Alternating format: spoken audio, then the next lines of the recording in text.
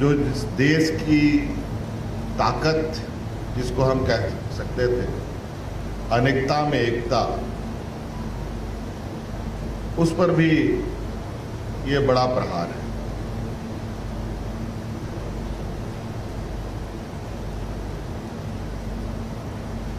संघीय ढांचे की तो बात केंद्र सरकार करती है, लेकिन कार्य उसके बिल्कुल विपरीत होती है। आज बिल्कुल ये स्पष्ट रूप से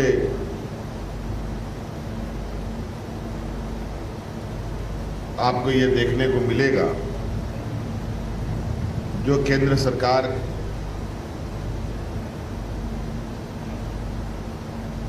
के सहयोगी सरकार नहीं है, उन सभी सरकारों की कमोवेश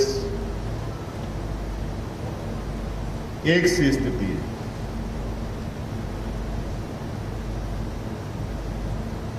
ये एक चिंता का विषय है और ये कहीं ना कहीं इस लोकतंत्र में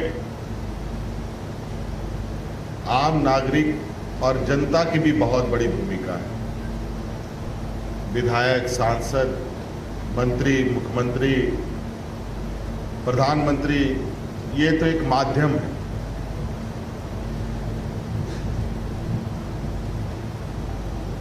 अभी कुछ देर पहले इस देश के 125 करोड़ के उम्मीदों की मंदिर लोकसभा का उद्घाटन हुआ। उस दिन सिर्फ लोकसभा का ही उद्घाटन नहीं,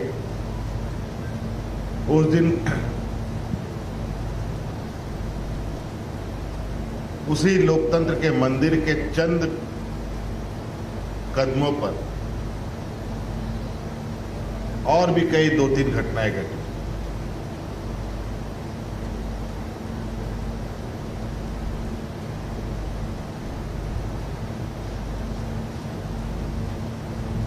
तो कहीं ना कहीं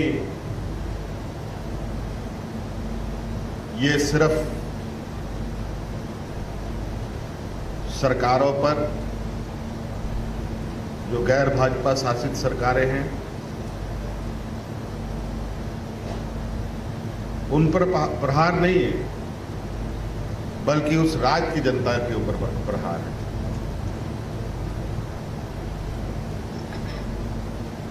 देश की जनता के ऊपर प्रहार है। इसमें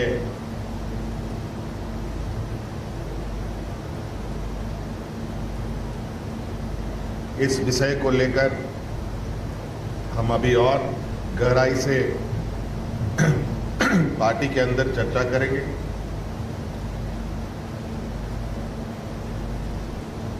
और आदरणीय गुरुजी के साथ भी इस विषय पर और क्या बृहद रूप से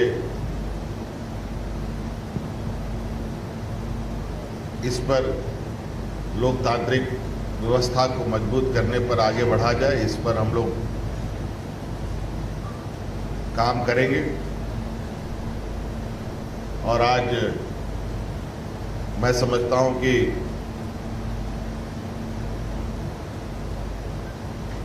इस देश के 125 करोड़ को भी के लोगों को भी वर्तमान व्यक्तिगत अपनी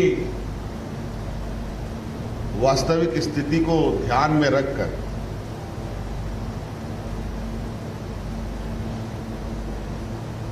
देश के लोकतंत्र का हिस्सा बनने का प्रयास हो।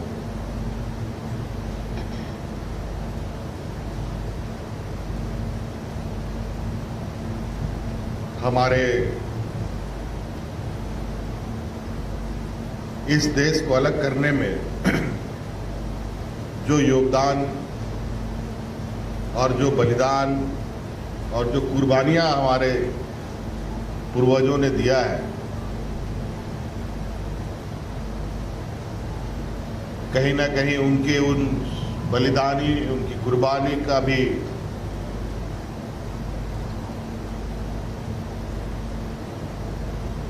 मजाक उड़ाने का प्रयास है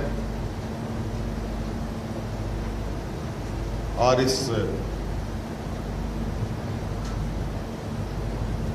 लोकतंत्र को बचाने का भी जो सब लोगों की भूमिका है उसको कैसे सुनिश्चित किया जाए, ये कहीं ना कहीं बहुत लंबी और मजबूती के साथ एक बाबा भीमराव अंबेडकर जी के द्वारा जो स्थापित लोकतंत्र है उसको बचाने की आवश्यकता है। आज इसी कड़ी में विभिन्न राज्यों से होते हुए बड़े भाई केजरीवाल जी यहाँ आए हैं, मान साहब भी, पंजाब के मुख्यमंत्री भी यहाँ उपस्थित हैं और इस विषय पर सभी राज्यों में चर्चाएं हो रही हैं। दिल्ली के अंदर झारखंड के भी लोग हैं, बिहार के भी लोग हैं, यूपी के भी लोग हैं, केरल के भी लोग हैं, महाराष्ट्र के भी लोग हैं।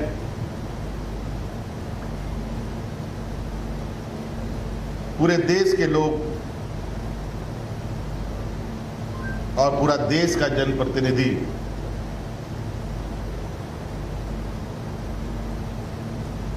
दिल्ली उनका केंद्र बिंदु रहता है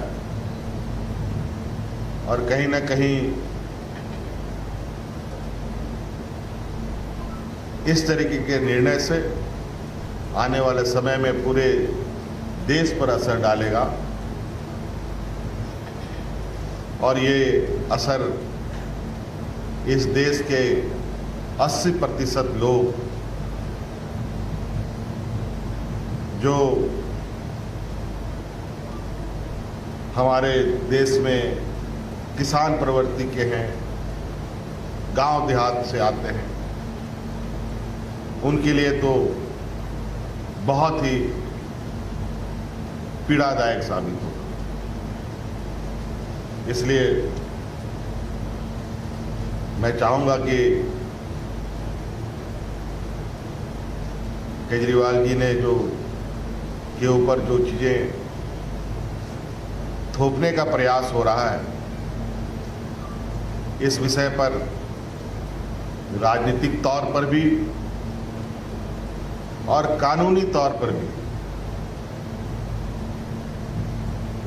इस लड़ाई को लड़ने की आवश्यकता है और इस विषय पर इन्होंने जो अपना कदम बढ़ाया है, मैं इनको मैं चाहूँगा कि ये अपनी मुहिम में सफल हो ताकि ये लोकतांत्रिक व्यवस्थाएं बची रहें। धन्यवाद।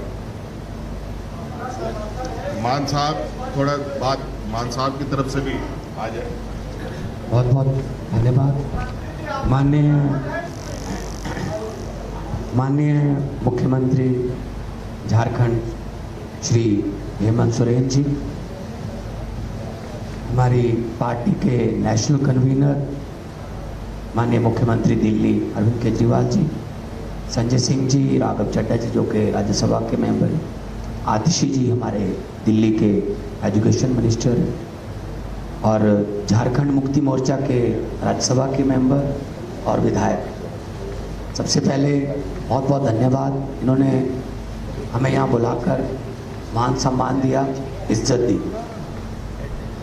उसके लिए बहुत बहुत शुक्रिया।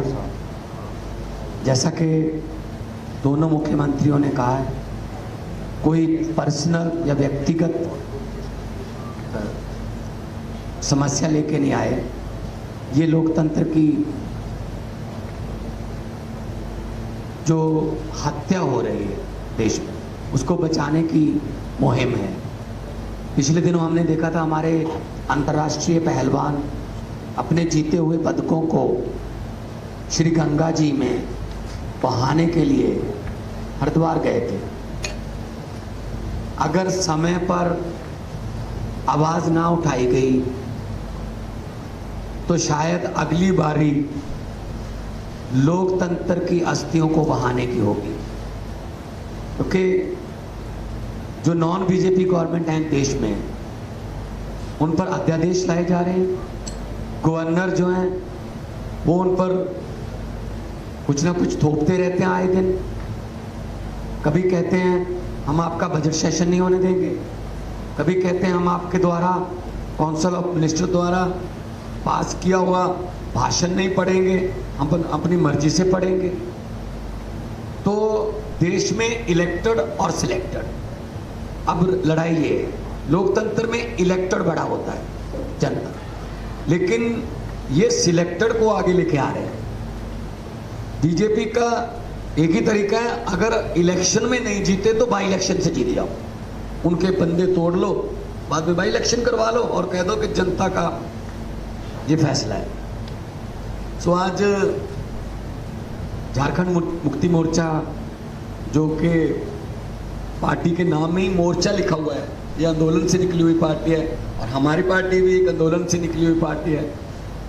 तो हम लोगों को एक और आंदोलन करना पड़ेगा।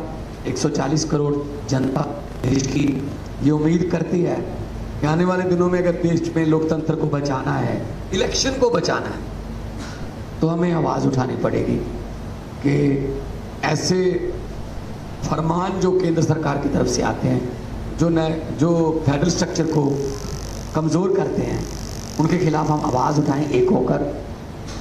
आपस की लड़ाइयाँ छोटी मोटी विचारिक मतभेद चलते रहते हैं, लेकिन जब देश की बात हो तो हमें एक होना पड़ेगा। और मुझे खुशी इस बात की है कि हम जगह जगह गए और सभी लोग इस बात से सहमत हैं कि हम 140, मैं विपक्ष नहीं इसको कहते हैं, हम कहते हैं देशभक्त पार्टियाँ, देशभक्त लोगों को इकट्ठे होना पड़ेगा इस देश की डेमोक्रेसी को बचाने के लिए। जैसा कि माननीय हेमंत सोरेन जी ने कहा था कि बहुत कुर्बानियां देकर हमारे पुरखों ने इस देश को हमें लेकर दिया है, बहुत बड़ी बड़ी कुर्बानियां। शहीद आजम भगत सिंह से लेके करतार सिंह सराभा से लेकर और चंद्रशेखर आज़ाद, सुभाष चंद्र बोस, बिरसा मुंडा जी, नाम गिनते थक जाओगे आप उन स्वतंत्रता सेनानियों के लिए जिन्होंने लड़ाइयाँ लड़ी, फिर देश मिला। ये किसी के बाप की जागीर नहीं है, लेकिन ये समझते हैं हम ही चलाएंगे। जैसा कि अरविंद केजरीवाल जी ने कहा, इन्होंने 10 बजे रात को अध्यादेश क्यों जारी किया? क्योंकि 5 बजे सुप्रीम कोर्ट में छुट्टियां हो गई थी। तो इन्होंने कहा छुट्टियां हो गई, अब 10 बजे अध्यादेश जारी कर दो, सुप्रीम कोर्ट में नहीं जा सकते। तो सुप्रीम कोर्ट की भी नहीं अगर मानते तो किसकी मानेंगे? तो अहंकार हो गया है बहुत ज़्यादा इनको। तो अहंकार जो है वो परमात्मा अहंकार को ठीक कर देता है। कुदरत बहुत बलवान है, कुदरत बहुत बलवान है। ये राजाओं से भीख मंगवा देती है, ये भिखारियों के सर पे ताज टिका देती है। सो वक्त है, वक्त से डरना चाहिए। मैं भी बहुत निम्रता सहित बेनती करता हूँ केंद्र सरकार को, अहंकार मत करो, क्योंकि जनता है, लोकतंत्र में जनता बड़ी है। जनता, लोग जब चाहें आदमी अर्श पर और लोग जब चाहें आदमी फर्श पर। बहुत बहुत धन्यवाद।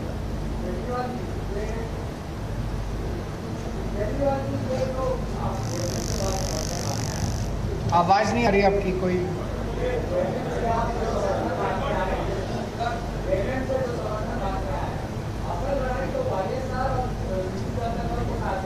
उनको भी करेंगे, सबको, सबके पास जाएंगे। और मैं समझता हूं कि ये लड़ाई केजरीवाल की लड़ाई नहीं है, ये लड़ाई केवल दिल्ली के लोगों की लड़ाई नहीं है। केजरीवाल किसी भी राज्य के खिलाफ ऐसा अध्यादेश लाया जा सकता है। पूरे देश के अंदर हम देख रहे हैं कैसे गैर बीजेपी सरकारों को तोड़ के, मोड़ के, खरीद के गिराया जा रहा है। झारखंड के अंदर मैं हेमंत जी को बधाई देना चाहता हूं कि यहाँ भी उन्होंने कोशिश की इनकी सरकार तोड़ के गिरा, लेकिन ये इन्होंने उनकी षड्यंत्र को असफल कर दिया। कहीं पे ये लोग एमएलए खरीद लेते हैं, इनके पास तो बहुत पैसा हो गया, एमएलए खरीद के सरकार गिरा देते हैं। कहीं पे ये लोग ईडी और सीबीआई के केस करके एमएलए तोड़ के सरकार गिरा देते हैं। दिल्ली में ना हमारे एमएलए बिके, ना हमारे एमएलए टूटे, तो वहाँ पे फिर ये ऑर्डिनेंस लाके हमारे को काम नहीं करने दे रहे। ये पूरे देश के अंदर जो चल रहा है ये अच्छा नहीं चल रहा। नहीं, ये तो किसी के भी साथ हो सकता जो है। लड़ाई है वहाँ पे वाईएसआर के पास 13 सीटें हैं और 9 सीटें बीजेपी जनता दल के पास है। दोनों एनडीए के साथ बराबर रहे हैं। वो लोग हर एक मुद्दे पे वहाँ समर्थन करते हैं। कैसे आपको समर्थन देंगे? 9 है, 13 नहीं है उसके पास, उनके पास भी 9 है, उनके पास भी 9 है। तो मेरा वो दोनों भी इम्पोर्टेंट है। हमारे लिए तो एक एक सीट इम्पोर्टेंट है। और मैं तो हर बीजेपी के सांसद को भी चिट्ठी लिखूंगा कि ये लड़ाई आपकी बीजेपी की पार्टी की नहीं लड़ाई है, ये लड़ाई देश की लड़ाई है, ये लड़ाई आज़ादी की लड़ाई है, हमारे देश के अंदर जनतंत्र को कायम रखने की लड़ाई है। और मेरा दिल कहता है ये बिल पास नहीं हो सकता संसद से। केजरीवाल जी, जिस तरह से कांग्रेस अब तक इस पर किसी भी समर्थन पे बात नहीं किया है और राज्यसभा में इस अध्यादेश को गिराने के लिए कांग्रेस की अहम भूमिका है, तो क्या कांग्रेस से बातचीत आगे बढ़ी है? बढ़ेगी, ज़रूर बढ़ेगी, क्यों नहीं बढ़ेगी। हमने उनको टाइम मांगा है और हमें ज़रूर उम्मीद है कि वो टाइम देंगे भी और वो संसद के अंदर इस ऑर्डिनेंस को गिराने में, मतलब मैं सोच नहीं सकता कि कोई भी पार्टी इस अध्यादेश के पक्ष में कैसे वोट कर सकती है। और ये जैसे मैंने कहा, मेरी लड़ाई नहीं है, पूरा देश देख रहा है, पूरा देश देखेगा। तो कांग्रेस को ये तय करना है कि वो जनतंत्र के साथ है, संविधान के साथ है, देश के 140 करोड़ लोगों के साथ है या मोदी जी के साथ है। केजरीवाल जी, मेरा सवाल ये है कि हेमंत सोरेन जी से आपकी मुलाकात हो रही है, दिल्ली में कांग्रेस आपके साथ नहीं है, क्या हेमंत जी धुरी बनेंगे, कड़ी बनेंगे उन आपके उस पूरे मामले में, ऑर्डिनेंस में कांग्रेस को और आपको एक मंच पे ला पाएंगे? देखिए, अभी तो ये सभी राजनीतिक दलों से बात कर रहे हैं और जब कांग्रेस की बात आएगी तो कांग्रेस के साथ भी इनकी वार्ता जरूर होगी, मेरा उम्मीद है। अभी और भी जगह लोगों से इनकी मुलाकात अभी चल ही रही है। कल ही ये तमिलनाडु से आ रहे थे। तो इस तरीके से जैसे जैसे समय है, अभी जो सदन आउट होना है, कब आउट होना है? जुलाई में आउट होना है, तब तक ये मुहिम चलेगा। तब तक मैं समझता हूँ कि सबसे बात हो जाएगी। अभी 1.5-2 महीने हैं जब ये बिल संसद में आएगा और तब तक सबसे बात हो जाएगी। और आप चिंता मत कीजिए, विश्वास कीजिए मेरा कि जनता के सामने सभी पार्टियों को झुकना पड़ेगा। जनता के सामने, जनता सुप्रीम होती है जनतंत्र के अंदर। और एक केजरीवाल जी, जो मेरा एक सवाल है आपसे। अध्यादेश है, ये पूरे देश की आज़ादी के ऊपर वार है, ये देश के आधार के ऊपर, फाउंडेशन के ऊपर वार है। हमारे जो स्वतंत्रता सेनानी लड़े थे, आज़ादी इसीलिए प्राप्त की थी कि इस देश के अंदर जनतंत्र होगा, जनता चुन के अपनी सरकार बनाएगी, सरकार को सारी शक्तियाँ होंगी काम करने के लिए और वो चुनी हुई सरकार काम करेगी।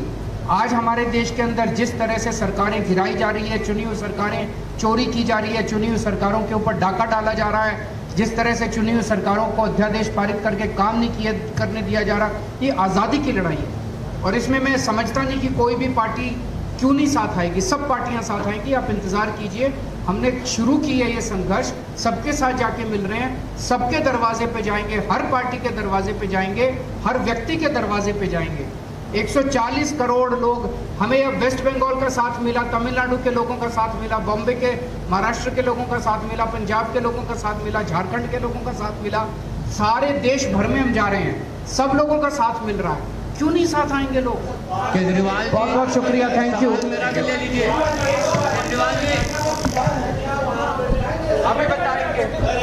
केजरीवाल जी, एक